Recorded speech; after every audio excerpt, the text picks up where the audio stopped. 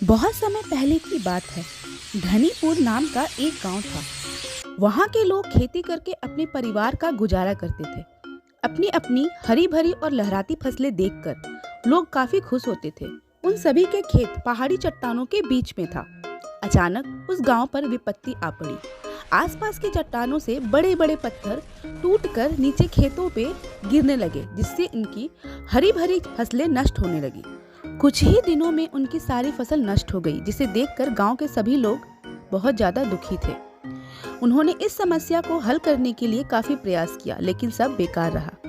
फसल खराब होने के साथ साथ उनकी जमीन भी पत्थरों के नीचे दब गई, जिससे वे दोबारा फसल उगाने के काबिल भी नहीं रही।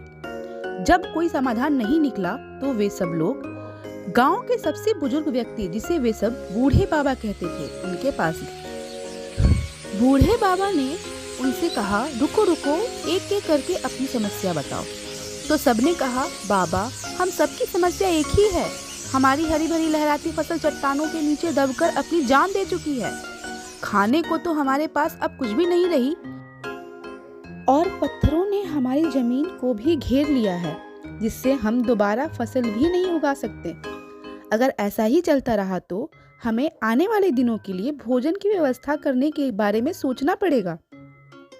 लोगों की बातें सुनकर बूढ़ा बाबा थोड़ा सोचने लगे, लेकिन इसी बीच गांव के कुछ लोग बोले, क्यों ना हम शहर चले जाएं?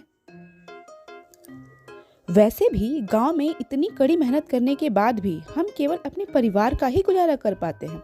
अगर शहर जाएंगे तो अच्छा पैसा भी कमा पाएंगे और आराम से भी जिंदगी कट जाएगी।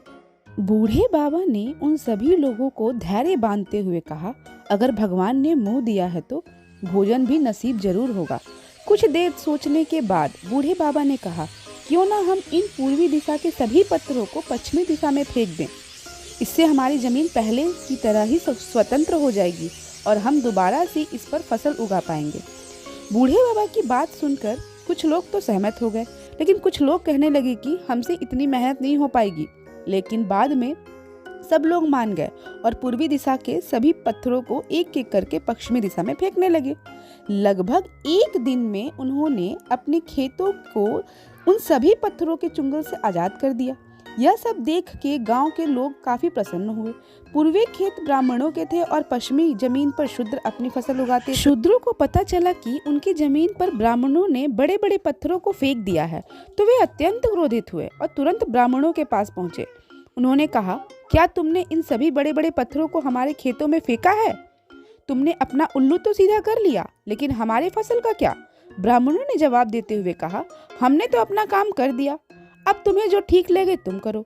यह सुनकर शूद्र काफी गुस्सा हुए और तुरंत पश्चिमी दिशा के सभी पत्थरों को एक एक करके पूर्वी दिशा में फेंक दिया। दिन भर यही सब चलता रहा।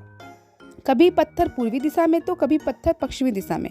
कुछ देर बाद हार कर सभी लोग बूढ़े बाबा के पास गए। उन्होंने अपनी सभी समस्याओं को उन्हें ठीक से बताया। बूढ़े बाबा ने हल बताते हुए कहा, एक काम करो, तुम इन पत्थरों को पूरे खेत के बजाय खेत के कोने पर इकट्ठा कर दो। बाकी बची हुई जमीन पर तुम फसल उगा पाओगे। लेकिन इस बार बूढ़े बाबा की बात मानने से सभी लोगों ने इनकार कर दिया। कुछ देर बाद बूढ़े बाबा ने कहा, ठहरो, एक काम करो, मैं आज रात अपने गांव के देवता की पूजा करूंगा और उनका ध्यान करूंगा, साथ ही उनसे समस्या का हल भी पूछूंगा। फिर अगली सुबह मैं तुम्हें इनका जवाब दूंगा। गांव के सभी लोग बूढ़े बाबा की बात से सहमत हुए और उन्होंने कहा कि गांव देवता जो भी कहेंगे हम उनके आदेश का पालन करेंगे। अगली सुबह बूढ़े बाबा के पास सभी लोग इकट्ठा हुए और अपनी समस्या का समाधान पूछने लगे।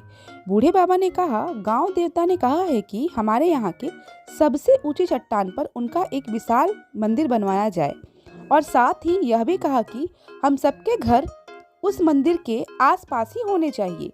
गांव के सभी लोग इस बात से सहमत हुए और मंदिर बनवाने का काम शुरू कर दिया। सभी लोगों ने मिलजुल कर एक एक पत्थर को ऊपर चट्टान पर ले जाना शुरू कर दिया। भारी पत्थरों को तोड़ दिया गया और छोटे छोटे पत्थरों में बदलकर उन्हें घर बनाने में इस्तेमाल कर लिया। कुछ ही दिनों में एक विशाल मंदिर और उसके आसपास घर भी बनकर तैयार हो गए। यह देखकर गांव के सभी लोग काफी खुश हुए।